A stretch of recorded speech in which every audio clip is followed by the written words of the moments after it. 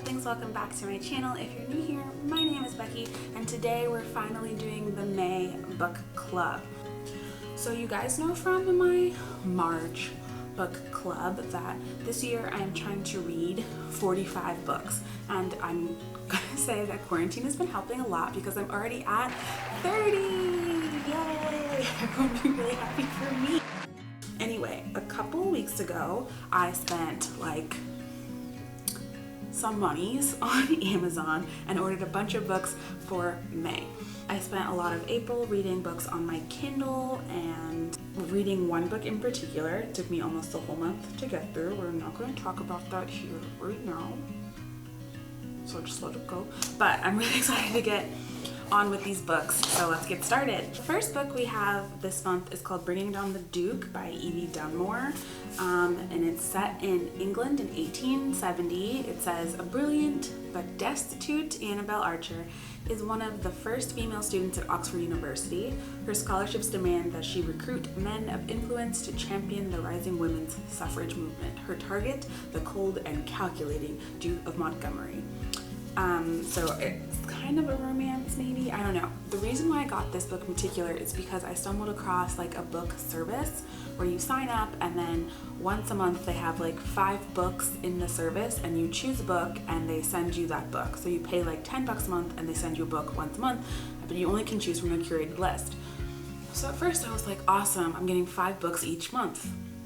Wrong. Then I was like, oh cool, I can choose the books and they'll send them to me even if I choose 1 or 3 or whatever. Also wrong.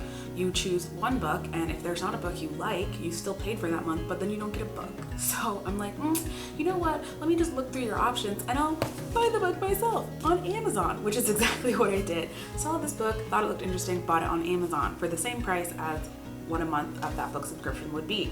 So this is our first book.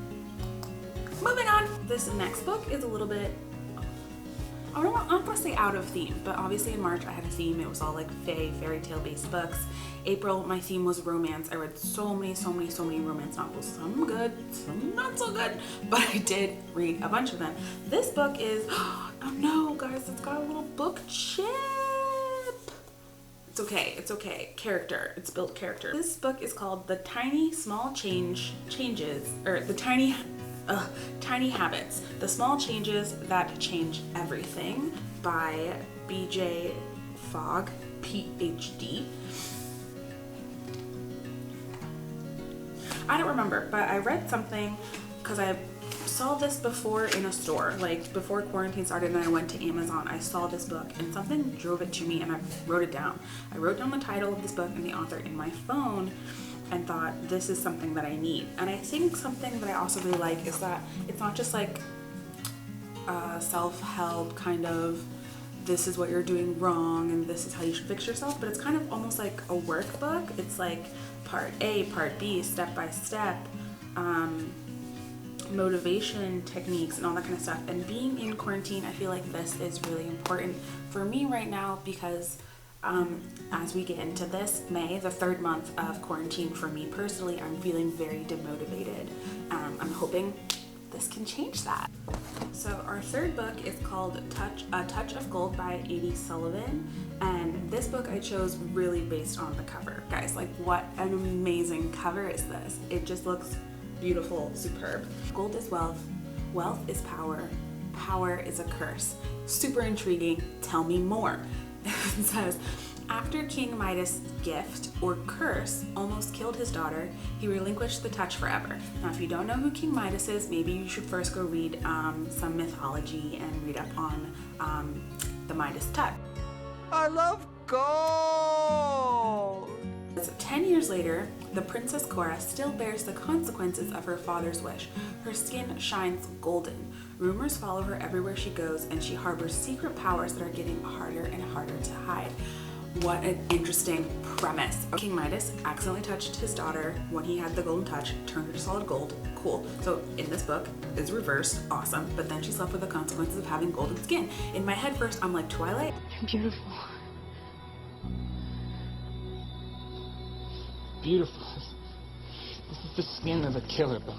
And then I'm like, And now I'm wondering why it's gold, because she's got, there are like rumors about why she's gold, blah, blah. Obviously they're not gonna be like, the king accidentally almost killed his daughter, but like they must have come up with something, and that's developed into something bigger, rumors.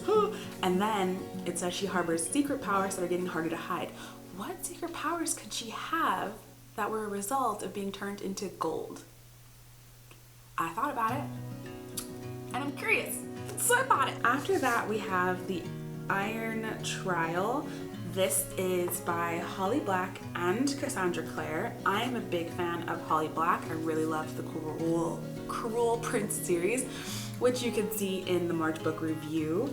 So she has some new books coming out, some in collaboration and some entirely her own, so I made sure to nab them. It says Friends and Foes, Danger and Magic, Life and Death. Yes, also on the back, there's a book too. Y'all know I love a series. Y'all know I love a sequel. If I could read this book and then get another one, I'm in for it. Hoping that this book is super good. I have faith in Holly Black because she's becoming an author that I really, really like. So this I am very excited to read. This next book I bought simply because of the cover. It looks like it belongs in the Twilight series. And yes, I have read all the Twilight books, read them when I was a child, very much love them, or let's say tween. Read them when I was a tween. I was their target demographic at the time, very much loved them, got into the whole Twilight thing, really was very much with it. Anyway, I bought this because I'm like, this looks like it belongs in the Twilight Saga. What is this? Is it vampires? I don't even know. What is going on? So, it says, Take a Bite, Crave. So the title of the book is Crave, but like Take a Bite. So I was like, oh my gosh, like is this gonna be like a spin-off of Twilight? Not that I really love Twilight anymore. Like the movies were just awful, but the books did hold a certain interest to me growing up. So let's find out. My whole world changed when I stepped inside the academy. Nothing is right about this place or the other students in it. Here I am a mere mortal among gods or monsters. I still can't decide which of these warring factions I belong to or if I belong at all. I only know the one thing that unites them is their hatred of me. That alone is just like, so it's Twilight, but everyone hates you instead of everyone like is obsessed with Bella? Cool, let's read on. I don't know. Then there's Jackson Vega, a vampire with deadly secrets who hasn't felt anything for 100 years. But there's something about him that calls to me, something broken in him that somehow fits what's broken in me. Cool, we've got our Teen Angst quota, check that off. Which could spell death for us all. No, I'm back. As Jackson walled himself off for a reason, and now someone wants to wake a sleeping monster, and I'm wondering if I was brought here intentionally as the bait. Very excited to read this. I really like the book's texture here. It's not like, it's like slightly torn edges, and on the insert, like the lip, there are specifically highlighted letters in red that when you add them all up spell the word monster. So clearly the author wants us to pay attention to the fact that there is an actual monster and it's a world where vampires are just like a commonplace thing. So then what could be worse than knowing that there are like real life monsters, like there's a monster at the monster sphere? I was interested. Our second to last book is Holly Black again. She has another book out and it's called Ironside and it's a modern fairy's tale. I'm interested. Look at this cover, look at this crown. Also, guys, get excited because there are not one but two books that follow this. Y'all know what I just said about sequels? Y'all know what I just said about sequels? Because in the realm of fairy, the time has come for Roybin's coronation. Uneasy in the midst of the malevolent, unseelie court, the Pixie K is sure of only one thing, her love for Roybin.